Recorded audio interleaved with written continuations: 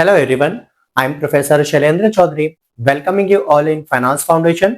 आज हम लोग इनकम फ्रॉम सैलरी हेड की स्टडी करेंगे और ये हेड फर्स्ट हेड होता है जब आप इनकम टैक्स की लायबिलिटी की कैलकुलेशंस करते हैं। तो हम इस वीडियो में सबसे पहले जो आपका इंपॉर्टेंट पॉइंट्स होते हैं जैसे सैलरी की डेफिनेशन क्या है, ग्रॉस सैलरी के क्या कंपोनेंट है, इसकी स्टडी करेंगे।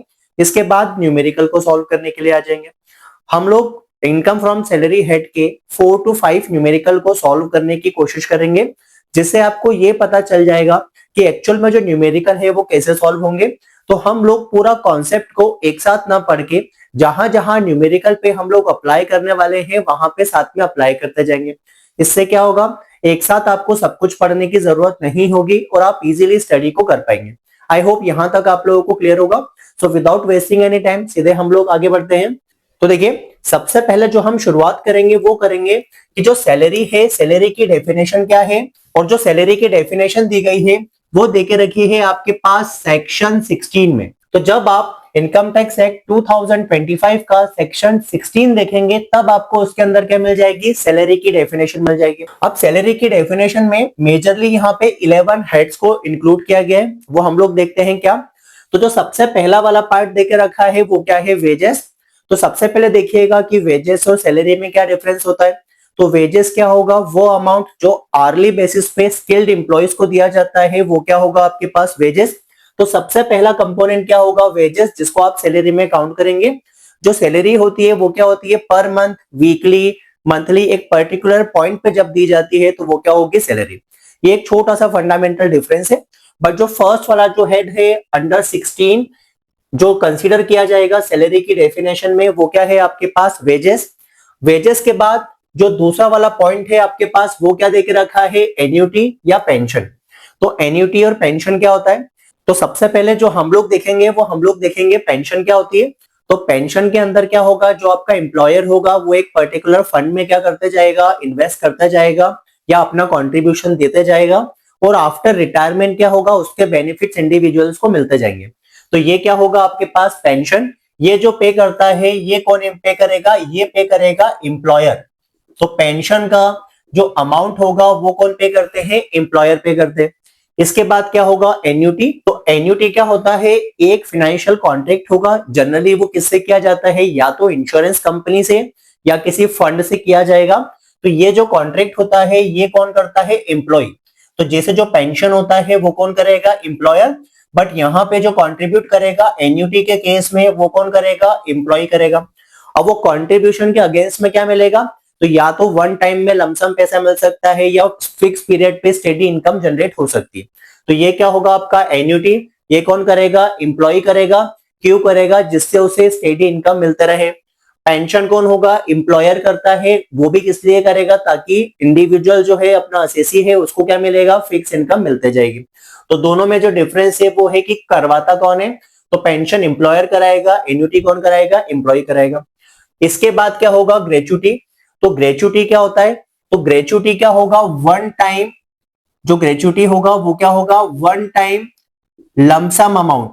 तो जो ग्रेचुटी होगा वो क्या होगा, वन टाइम लमसम अमाउंट, जो क्या किया जाता है, एम्प्लॉय को दिया जाता है उनकी लॉन्ग टर्म सर्विसेज के लिए, वो क्या होगा, ग्रेचुटी। फिर से एक बार सुनिएगा, ग्रेचुटी का क्या मतलब है, वो अमाउंट जो एम्प्लॉयर एम्प्लॉय को पे करता है वन टाइम में लमसम अमाउंट, जो क्या करेगा, उसकी लॉन्ग टर्म सर्विसेज के लिए दिया जाता है वो क्या होगा आपके पास, ग्रेचुटी। ग्रेचुटी का जो पीरियड होगा जनरली वो क्या होगा, मोर देन 5 इयर्स अगर कोई आपके यहाँ पे जॉब करता है तब वो क्या कर सकता है, ग्रेचुटी क्लेम कर सकता है। तो मोर देन 5 ईयर अगर कोई एम्प्लॉय रहता है किसी के यहाँ पे तो वो क्या कर सकता है, ग्रेचुटी क्लेम कर सकता है। ये क्या होगा, वन टाइम लमसम अमाउंट होगा जो मोर देन 5 इयर्स की सर्विसेज के लिए होता है। आई होप यहां तक क्लियर होगा। इसके बाद एनी फीस और कमीशन। तो ये बहुत आसान सा है कि जनरली सेल्स के केस में या अप्रेजल के केस में जो अमाउंट दिया जाता है वो भी क्या होगा, पूरी तरह से सैलरी में काउंट होगा। अब इसके बाद हम लोग आते हैं फिफ्थ वाले पॉइंट पे, जो क्या है आपके पास, परक्विजिट्स। तो देखिए, वो सारे स्पेशल बेनिफिट्स, स्पेशल प्रिविलेज या स्पेशल प्रॉफिट जो किसी भी एम्प्लॉय को अदर देन सैलरी या वेजेस दिए जाते हैं उसे भी हम लोग किसमें कंसीडर करेंगे, आपके सैलरी में। इसके बाद देखे रखा है प्रॉफिट इन लीव। और एडिशन टू एनी सैलरी और वेजेस। तो कई बार क्या होगा, पार्टनरशिप फॉर्म में जनरली होता है कि वो क्या करते हैं, अपनी सैलरी नहीं लेते हुए क्या करते हैं, प्रॉफिट का प्रपोर्शन लेते हैं। तो वो जो प्रॉफिट का प्रपोर्शन है जो सैलरी या वेजेस के अगेंस्ट में दिया जाएगा, वो भी किस में कंसीडर होगा, सैलरी में। इसी का एक और केस है कि सैलरी और वेजेस तो मिलता है, बट उसके एडिशन में ऐसा बोला जाता है कि आपको प्रॉफिट का प्रपोर्शन भी मिलेगा, तो वो भी किसके अंदर कंसीडर होगा, आपके पास सैलरी में। आई होप यहां तक आप लोगों को क्लियर होगा। इसके बाद एनी एडवांस सैलरी, तो वो सैलरी जो ड्यू डेट के पहले ले ली जाती है, वो भी किसके अंदर कंसीडर होगी, आपके पास सैलरी के अंदर। इसके बाद आएंगे हम लोग any payment received by an employee in respect of any period not availed. इस पॉइंट का मतलब है कि कई बार क्या होता है कि जो एम्प्लॉय है उसने सैलरी अर्न तो कर ली होती है, बट उसको या तो उन्होंने ड्रॉ नहीं किया है या उसके बेनिफिट्स को एंजॉय नहीं किया है। तो वो सारी सैलरी या वो सारे इनकम जो एक इंडिविजुअल ने अर्न तो की है बट उसको अवेल नहीं किया है, वो भी किसके अंदर कंसीडर होने वाला है, सैलरी के अंदर कंसीडर होने वाला है। इसके बाद देखे रखा है जो रिकॉग्नाइज प्रोविडेंट फंड में जो एनुअल एक्रिएशन होगा, जो क्या करेगा, एम्प्लॉयर पे करेगा एम्प्लॉय के लिए, वो भी किसके अंदर कंसीडर होगा, सैलरी में। तो वो सारा कंट्रीब्यूशन जो क्या देने वाला है, एम्प्लॉयर देने वाला है एम्प्लॉय के आरपीएफ के लिए, रिकॉग्नाइज प्रोविडेंट फंड के लिए, वो भी किसके अंदर कैलकुलेट होगा, वो भी किसके अंदर कंसीडर होगा, सैलरी में। इसके बाद आ जाएगा जो सेंट्रल गवर्नमेंट अपने एम्प्लॉय के लिए क्या करती है, जो पेंशन स्कीम्स में इन्वेस्टमेंट करती है, वो भी किसका पार्ट होगा, सैलरी का। इसके बाद जो 11th वाला पॉइंट देके रखा है, वो देके रखा है कि जो सेंट्रल गवर्नमेंट अग्निवीर का जो फंड बना के रखा है, कॉर्पस फंड, उसमें जो इन्वेस्टमेंट करेगी उनके वेलफेयर के लिए, उनकी पेंशन के लिए, वो भी किसके अंदर कंसिडर होगा, सैलरी में। आई होप यहां तक आप लोगों को क्लियर होगा।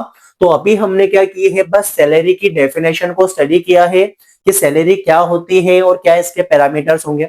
बट जब हम न्यूमेरिकल सॉल्व करेंगे तो हमारे लिए जो इंपॉर्टेंट रोल होता है वो किसका होता है, ग्रॉस सैलरी का। तो हम लोग सबसे पहले क्या करते हैं, ग्रॉस सैलरी निकालते हैं। इसके बाद से इसमें से डिडक्शंस वगैरह माइनस कर लेंगे तो हमारे पास क्या आ जाती है, नेट सैलरी आ जाती है या टैक्सेबल इनकम आ जाएगी अंडर द हेड सैलरी। तो इसमें हम लोग क्या करते हैं, जो आपकी ग्रॉस सैलरी है उसको आप कितने पार्ट्स में डिवाइड कर देंगे, 6 पार्ट में। सबसे जो पहला वाला पार्ट देके रखा है वो क्या है, आपके पास all cash receipt. All cash receipt इसके अंदर आ जाएगा। तो इसके अंदर क्या क्या देके रखा है, तो सबसे पहला जो पार्ट होगा वो क्या होगा, बेसिक सैलरी। बेसिक सैलरी के बाद क्या होगा, टैक्सेबल अलाउंसेस। टैक्सेबल अलाउंसेस में जो सबसे इंपॉर्टेंट अलाउंसेस होता है वो कौन सा होगा, आपके पास डियरनेस अलाउंसेस। क्या होगा, डियरनेस अलाउंसेस। डियरनेस अलाउंसेस क्या होते हैं, तो इन्फ्लेशन को देखते हुए अदर देन बेसिक सैलरी जो इंक्रीमेंट दिया जाता है एक इंडिविजुअल को या एम्प्लॉय को, उसे हम लोग क्या बोलते हैं, डियरनेस अलाउंसेस। फिर से सुनिएगा, जो आपका इन्फ्लेशन है या प्राइस राइज के अकॉर्डिंग जो क्या दिया जाता है, अलाउंसेस दिया जाता है किसी भी एम्प्लॉय को, उसे हम लोग क्या बोलते हैं, डियरनेस अलाउंसेस। इसी में आपको एक डियरनेस पे भी मिलेगा। तो जो डियरनेस पे है वो जनरली पार्ट किसका होता है, बेसिक सैलरी का ही होता है। अब इसके बाद बोनस, कमीशन, तो ये जो सभी चीजें हैं ये किसका पार्ट होता है, आपका कैश रिसीट का। इसके बाद क्या देके रखा है, परक्विसिट्स। तो जैसा आपको बताया था, परक्विसिट्स क्या होते हैं, तो स्पेशल प्रिविलेज, स्पेशल बेनिफिट्स या स्पेशल प्रॉफिट जो एक एम्प्लॉय को अदर देन सैलरी या वेजेस दिए जाते हैं, उसे हम लोग क्या बोलते हैं, परक्विसिट्स। परक्विसिट्स के एग्जांपल देके रखा है, rent free accommodation, free electricity, free gas, free water, education, service facility या एटसेट्रा। तो ये सारी चीजें जो दी जाएगी एडिशनल अदर देन सैलरी या वेजेस, वो भी क्या होगा, परक्विसिट्स। प्रोविडेंट फंड के बारे में आप जानते हैं। रिटायरमेंट बेनिफिट में क्या आ जाएगा, ग्रेचुटी। जैसा आपको बताया था, लमसम अमाउंट जो एम्प्लॉयर एम्प्लॉय को देता है मोर देन 5 ईयर सर्विसेज के लिए, वो क्या होगा, ग्रेचुटी। कंपनसेशन, लीव इनकेशमेंट या पेंशन, तो ये सारी जो चीजें हैं ये किसके अंदर आ जाएगा, आपका रिटायरमेंट बेनिफिट के अंदर। तो जो ये सब है ये किसके अंदर आ जाएगा, सैलरी के अंदर आ जाएगा। इसके बाद profit in लिeu of salary, partnership firm का एग्जांपल दिया था आपको इसके लिए। अदर फैसिलिटी में क्या हो जाएगा, इंटरेस्ट फ्री लोन हो गया, क्रेडिट कार्ड कंपनी ने दे दिया, या इमूवेबल एसेट को यूज करने के लिए दे दिया। इमूवेबल एसेट मतलब कि जैसे उन्होंने घर दे दिया, उन्होंने अपना फार्म हाउस दे दिया, तो ऐसे एसेट जो इमूवेबल है और क्या किया है, एम्प्लॉयर ने एम्प्लॉय को यूज करने के लिए दे दिया है, वो किसके अंदर आ जाएगा, आपके पास अदर फैसिलिटी में। आई होप यहां तक आप लोगों को क्लियर होगा। तो अभी हमने क्या किया है, इनकम फ्रॉम सैलरी हेड में जो बेसिक चीजें लगने वाली है उसकी आपने स्टडी कर ली है। अब हम लोग क्या करेंगे, न्यूमेरिकल पे आ जाएंगे। न्यूमेरिकल के साथ जो आप इंपॉर्टेंट पॉइंट्स है वो हाथों हाथ सीखते जाएंगे, जिससे आपकी अंडरस्टैंडिंग भी इंप्रूव होगी। आई होप यहां तक क्लियर होगा। अब हम लोग न्यूमेरिकल पे आते हैं। तो देखिए, अब हम लोग इनकम फ्रॉम सैलरी हेड का एक न्यूमेरिकल को सॉल्व करने के लिए आएंगे। क्वेश्चन आपके पास गिवन है कि एम्प्लॉय की सैलरी है 80,000 रुपीज पर मंथ और जो एडिशनल फैसिलिटीज प्रोवाइड की है वो देखे रखी नीचे। फर्स्ट वाला जो पॉइंट है वो देखे रखा है कि पेमेंट है लाइफ इंश्योरेंस प्रीमियम का 9,600 का, और ग्रुप मेडिकल इंश्योरेंस है उसका प्रीमियम कितना है 4,860 का। दूसरा वाला जो पॉइंट देके रखा है कि इंटरेस्ट फ्री लोन है स्कूटर के लिए, वो कितने का है 1,78,000 का। जो बैंक चार्जेस है सेम के लिए वो कितना है 14% का। इसके बाद देके रखा है जो टीवी है गिफ्ट में मिली है जो प्रोप्राइटर है उनसे अकाउंटेंट को, और जो अमाउंट है वो कितने का देके रखा है 19,000 का। इसके बाद जो फेयर देके रखा है उदयपुर टूर का, जिसको बोला है लीव ट्रेवल कंसेशन, जो अमाउंट देकर रखा है वो है 5,600 का, और जो होटल बिल्स है वो कितने के देके रखे हैं 4,800 के। इसके बाद जो फ्री रिफ्रेशमेंट और टी देके रखा है उसका जो अमाउंट है वो कितना है 35 रुपीज पर डे का। इसके बाद जो फ्री लंच देके रखा है वो कितने का देके रखा है 235 रुपीज पर डे का। 300 वर्किंग डे के लिए क्या किया जाता है, सेम प्रोवाइड किया जाता है। इसके बाद हमसे क्वेश्चन में पूछा है कि हमें क्या करना है, टैक्सेबिलिटी या एग्जाम्पशन बताना है इन परक्विजिट्स का। अंडर दो आपके पास टैक्स रिजीम है, ओल्ड टैक्स रिजीम के रिस्पेक्ट में भी बताना है और न्यू टैक्स रिजीम के रिस्पेक्ट में भी बताना है। तो हम लोगों को इन सब डेटा सेट के बेसिस पे क्या करना है, क्वेश्चन को सॉल्व करना है। ये आपका बेसिक सा फॉर्मेट होगा।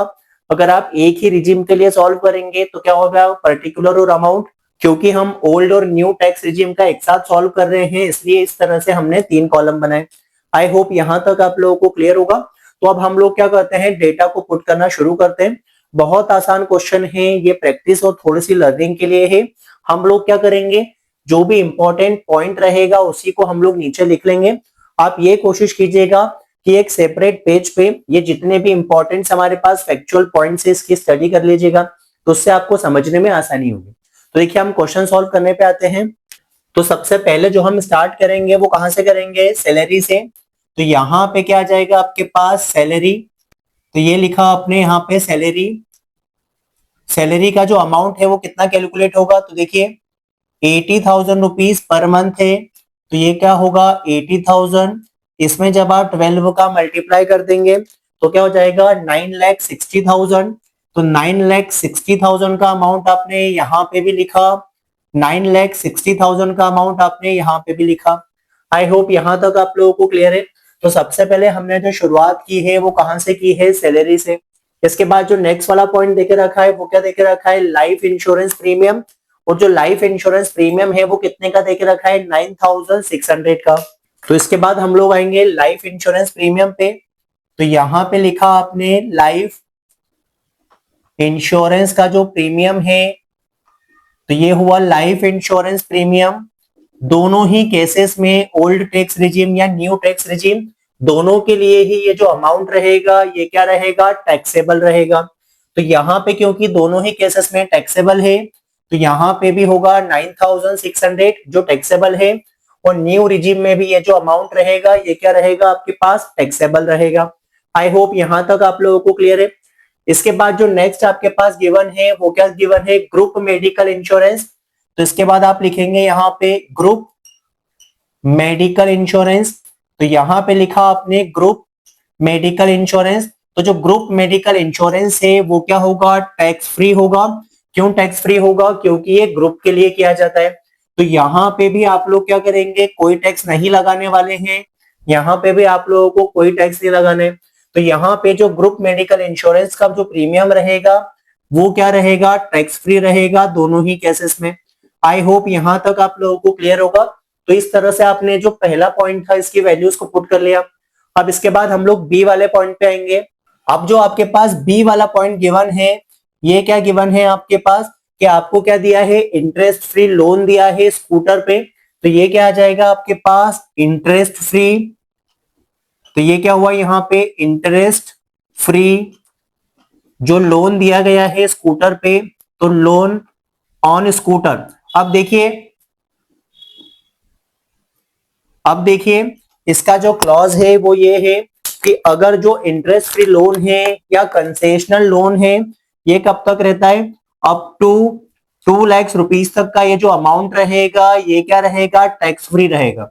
तो अप टू 2 लाख तक अगर वो लोन दिया जाता है कंसेशनल या टैक्स फ्री, कंसेशनल या इंटरेस्ट फ्री, तो वो क्या रहता है, टैक्स फ्री रहता है, उस पर हम टैक्स इंपोज नहीं करते। क्योंकि ये जो अमाउंट है ये कितने का है, 1,78,000 का। तो क्योंकि ये अमाउंट 1,78,000 का था, परमिसेबल लिमिट के अंदर है, तो यहाँ पे भी हमें क्या करना है, कोई भी टैक्स हम नहीं लगाएंगे, तो ये भी क्या होगा, एग्जाम्प्ट हो जाएगा। तो ये वाला पार्ट भी आपका कैंसिल हो गया। इसके बाद देखिए जो गिफ्ट वाला क्लॉज है वो देख लेते हैं। तो यहाँ पे क्या होगा, टीवी इन गिफ्ट। तो जो टीवी इन गिफ्ट है, अब देखिए जो गिफ्ट का प्रोविजन है वो कैसे होगा। तो टीवी इन गिफ्ट जो देके रखा है इस पे कितने का टैक्स लगाएंगे, ये देखिए आप। तो जो अमाउंट देके रखा है वो कितने का है, 19,000 का। बट हमें जो इनकम टैक्स एक्ट 2025 है इसके अंदर ऐसा बोला है कि अगर जो गिफ्ट का अमाउंट है वो 15,000 तक होता है तब आप क्या करेंगे, उसे टैक्स फ्री कंसीडर करेंगे। तो अगर गिफ्ट 15,000 तक है तब उस पर कोई टैक्स नहीं लगेगा, अगर वो 15,000 से ज्यादा होगा तो टैक्स लगेगा।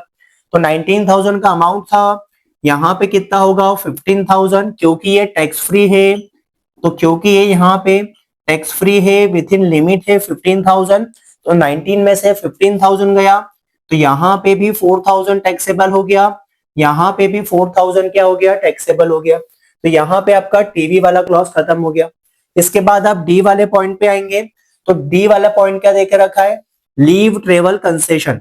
ये क्या देके रखा है, लीव ट्रेवल कंसेशन। तो यहाँ पे आप लिखेंगे लीव ट्रेवल कंसेशन। अभी बहुत आसान रखते हैं। तो लीव ट्रेवल कंसेशन जो दिया जाता था वो ओल्ड टैक्स रिजीम में दिया जाता था, तो यहाँ पे ये क्या रहेगा, टैक्स फ्री रहेगा। बट न्यू टैक्स रिजीम में ये जो सेम अमाउंट है ये क्या रहेगा, टैक्सेबल रहेगा। तो यहाँ पे हमने क्या किया, 5,600 को क्या किया, टैक्सेबल किया। इसके बाद जो नेक्स्ट वाला क्लॉज था वो किसका था, होटल बिल्स का। तो होटल जो बिल्स रहेंगे दोनों ही केसेस में टैक्सेबल है।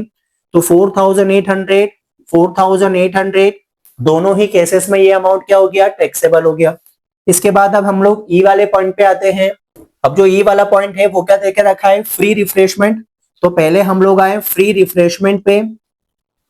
तो ये क्या हो गया आपके पास, फ्री रिफ्रेशमेंट एंड टी। तो यहाँ पे ओल्ड टैक्स रिजीम और न्यू टैक्स रिजीम में दोनों ही केसेस में जो रिफ्रेशमेंट और टी होता है वो क्या होगा, टैक्स फ्री। तो यहाँ पे भी क्या हो जाएगा, नील। यहाँ पे भी क्या हो जाएगा, नील। आई होप यहां तक आप लोगों को क्लियर है। इसके बाद इसमें लंच फैसिलिटी का भी क्लॉज गिवन है। तो जो लंच फैसिलिटी है वो क्या होगा, अप टू 200 तक तो क्या है, टैक्स फ्री है। अप टू 200 तक क्या है, वो टैक्स फ्री है। इससे अगर एक्सेस अमाउंट होता है तब आपको टैक्स पे करना होगा। तो कितने डेज तक अमाउंट मिल रहा है, 300 मल्टीप्लाई जो अमाउंट देके रखा है वो कितना है, 235। तो यहाँ पे होगा 235, इसमें से आपने सब्ट्रैक्शन किया 200 का, तो आपके पास कितना बचेगा, 235 माइनस 200 किया तो 35, इसमें 300 का मल्टीप्लाई करेंगे तो जो अमाउंट आ जाएगा वो कितना आ जाएगा, 10,500। जो आपके पास न्यू टैक्स रिजीम है उसमें ये क्या होगा, कंप्लीटली टैक्सेबल होगा। तो जो ओल्ड टैक्स रिजीम है इसमें क्या मिलेगा, आपको बेनिफिट मिलेगा। जो न्यू टैक्स रिजीम है इसमें ये पूरा का पूरा क्या होगा, टैक्सेबल होगा। तो यहाँ पे हम लोग लिखेंगे 235 और इसमें जब 300 का मल्टीप्लाई किया तो जो टैक्सेबल अमाउंट आ जाएगा वो कितना आ जाएगा, 70,500। तो देखिए जितने भी आपके पास पॉइंट्स गिवन थे हमने सबका क्या किया है, कैलकुलेशन कर लिया है। अब हम लोग क्या करेंगे, इसका यहाँ पे टोटल फाइंड आउट कर लेंगे। तो अब हम लोग क्या करते हैं, टोटल फाइंड आउट कर लेते हैं। तो ये कितना हुआ आपके पास, 9,60,000। तो 9,60,000 में प्लस किया 9,600 का, फिर प्लस किया 4,000 का, 4,800 और 10,500 का जब एडिशन किया तो जो अमाउंट आ जाएगा आपके पास वो आ जाएगा आपके पास 9,88,000 900। तो यहाँ पे जो अमाउंट आ गया वो कितना आ गया, 9,88,900। यहाँ पे एडिशन किया तो कितना होगा, 9,60,000, 9,600। फिर यहाँ पे किया 4,000, फिर 5,600, देन 4,800 और फिर 70,500। तो यहाँ पे जो टोटल आएगा वो आ जाएगा 10,54,500। आई होप यहाँ तक आप लोगों को क्लियर होगा। तो यहाँ पे हमने क्या किया है, टैक्सेबल इनकम कैलकुलेट कर ली है। तो ये जो आपके पास टैक्सेबल इनकम आई है ओल्ड टैक्स रिजीम में, वो कितनी आ गई है, 9,88,900। और जो आपके पास न्यू टैक्स रिजीम में जो अमाउंट आ गया है वो कितना आ गया है, 10,54,500। आई होप यहाँ तक आप लोगों को क्लियर होगा। अब देखिए, अब हम लोग क्या करेंगे, फर्दर इसके सॉल्यूशन पे आएंगे। तो देखिए, जो आपके पास ओल्ड टैक्स रिजीम है उसमें आप अमाउंट का कैलकुलेशन कैसे करेंगे ये देख लीजिएगा। तो ओल्ड टैक्स रिजीम में अमाउंट की कैलकुलेशन के लिए आएंगे तो अप टू 2,50,000 तक जो अमाउंट रहता है इनकम का वो क्या होगा, टैक्स फ्री रहेगा। तो यहाँ पे क्या हुआ, आपके पास टैक्स फ्री हुआ।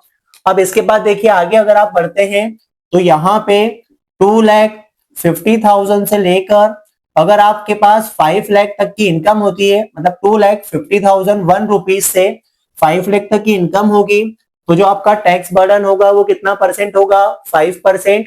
अगर जो अमाउंट है, अगर वो अमाउंट 5 लाख ₹1 से लेकर 10 लाख तक होता है तब आपको कितना परसेंट पे करना है, 20%। और अगर ये क्या होगा, अबव होगा 10 लाख ₹1 के, तब कितना परसेंट होगा, 30%। आई होप यहां तक आप लोगों को क्लियर होगा। फिर इसमें हम लोग किसको प्लस कर देंगे, जो यहाँ पे अमाउंट आएगा उसमें हम लोग क्या करते हैं, सरचार्जेस। और सरचार्जेस के बाद हम लोग क्या करेंगे, जो सेस वगैरह है उसको प्लस कर लेंगे। आई होप यहां तक आप लोगों को क्लियर होगा। जो न्यू टैक्स रिजीम में जो अमाउंट रहेगा, तो न्यू टैक्स रिजीम में अगर जो अमाउंट होगा अप टू 12 लाख होता है तब आपको कोई भी टैक्स पे करने की जरूरत नहीं है।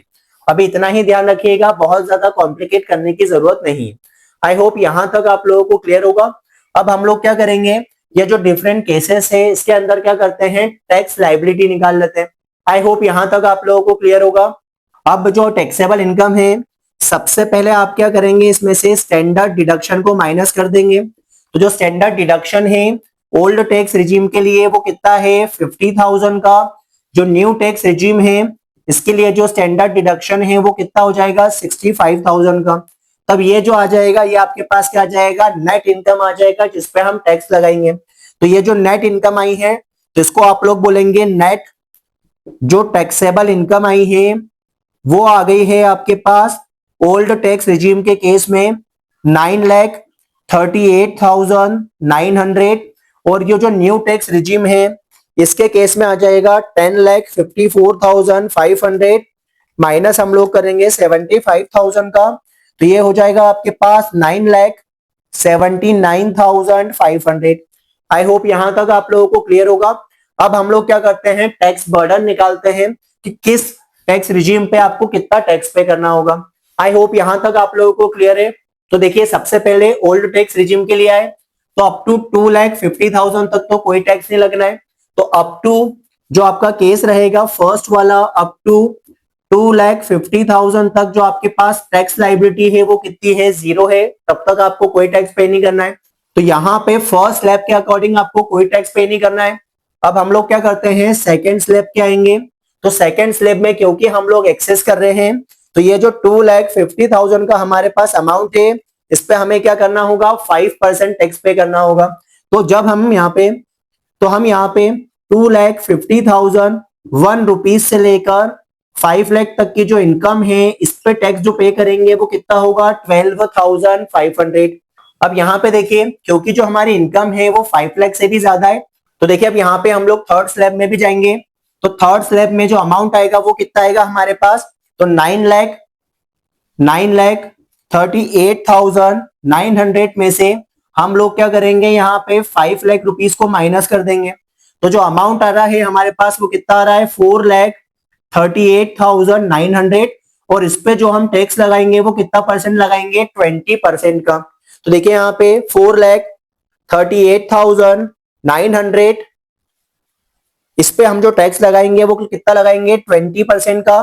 तो जो टैक्स का अमाउंट आ गया है वो कितना आ गया है 87780। तो कितना अमाउंट आ गया आपके पास 87780, ये आपका टैक्स लग गया है थर्ड स्लैब में।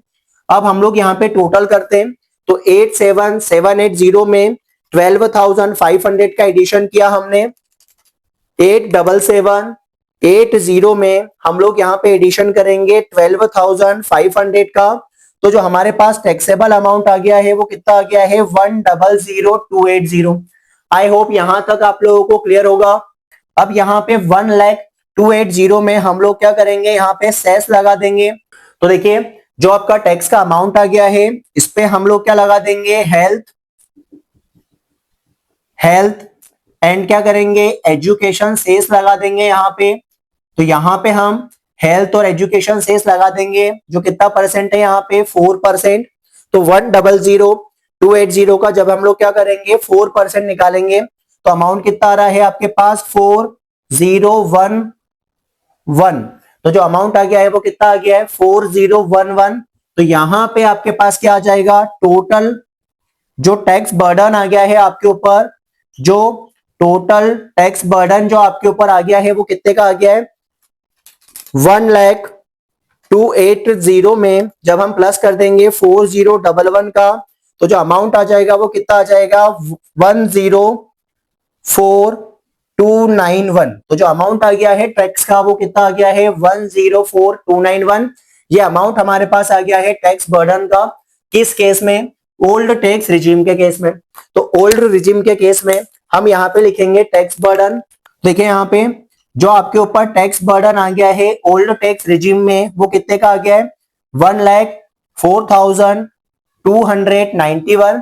और देखिए अब न्यू टैक्स रिजीम के केस में क्योंकि जो अमाउंट 12 लाख तक क्या था एग्जाम्प्टेड था, तो यहाँ पे हमें क्या करना है कोई भी टैक्स पे नहीं करना है। तो अगर आप ये वाले केस में देखेंगे या आपसे क्वेश्चन में पूछा जाता है कि इस पर्सन को कौन सा टैक्स रिजीम को फॉलो करना चाहिए, तो उन्हें क्या करना चाहिए न्यू टैक्स रिजीम को फॉलो करना चाहिए, क्योंकि यहाँ पे टैक्स लायबिलिटी क्या है 0 है। आई होप यहाँ तक आप लोगों को क्लियर होगा।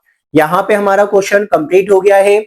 आई होप आपको क्वेश्चन समझ में आया होगा। अगर वीडियो अच्छा लगे तो लाइक करें, शेयर करें, सब्सक्राइब करें, जिससे आपके पास फर्दर वीडियोस का नोटिफिकेशन आ जाए। Thank you so much for watching.